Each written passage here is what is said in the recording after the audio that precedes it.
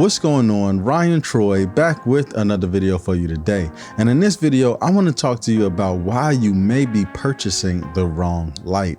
Now, when it comes to the AD400 Pro, it is phenomenal. I really have nothing negative to say about it at all. But the thing about the AD400 Pro is it was designed to be an outdoor strobe. That's where it shines.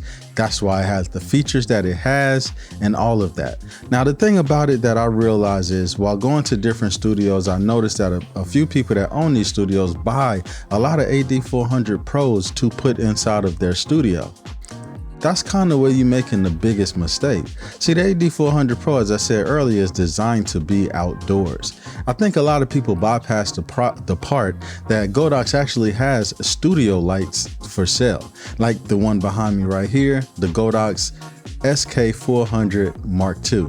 Now, I want to get into a few differences between this and the AD400 Pro, and I think the first place to start may be when it comes to price. So speaking of price, this right here is actually $140, 400 watts, $140. And the AD400 is $540. Now, when it comes to studio, I think this is a no-brainer. The only thing that I am concerned about is the lowest power that it could go to is 1/16. And this can go to 1/256.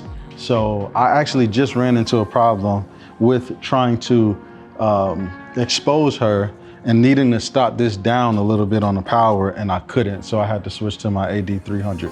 But other than that, I think this is a great, like for a key light, for a main light, 140 in the studio compared to 550, it's no brainer. Now, I really want to just gloss over the fact that this light can only go to 1/16 power. I know many of you may be turned off by this, but let me ask you this. If you really wanted to go that low, what would be the point in purchasing a light that is 400 watts?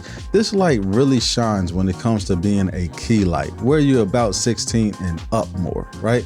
Godox have other options if you need a lower watt light for the studio. Also, another thing that I could appreciate is this light has a dedicated screw-on part for umbrellas. Now, I have two AD400s. One I just recently bought, and it's the Godox brand, and the other one I bought in 2021, which was the Flashpoint brand that I got from Adorama. Now, in the new 400 Pro that I got from Godox, it does have this, but the Flashpoint one did not. So I'm not sure if this is a new versus old or a Flashpoint versus Godox.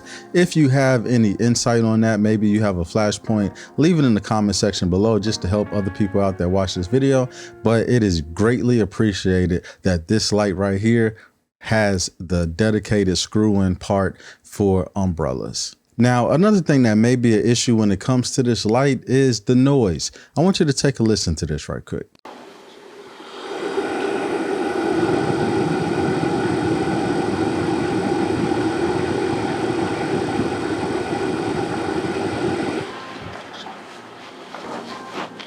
So if you're recording a video and you're mic'd up, then maybe this is a problem for you. But if sound doesn't matter, then this isn't a factor. But I figured I'd just throw that in just in case if you wanted to get it and you was a content creator that may spend a little bit of time around the actual light. One thing that may be a tie when it comes to these two lights is that they both come with a 30-watt COB light that you can use for a modeling lamp. And both of these lights can actually be adjusted as far as the intensity of this light. Honestly, the choice is yours. Both of these lights are both amazing. There are perks when it comes to the AD400. As I said before, it was meant for outdoors. Therefore, that's why it's equipped with things like high-speed sync, because you may need to use it when the sun is really, really bright.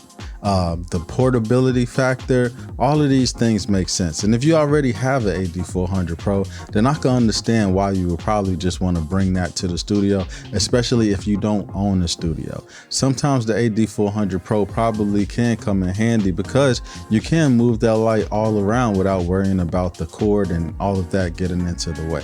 But if you had your own studio, I would definitely suggest buying studio lights. Like I said, it's a fraction of the cost.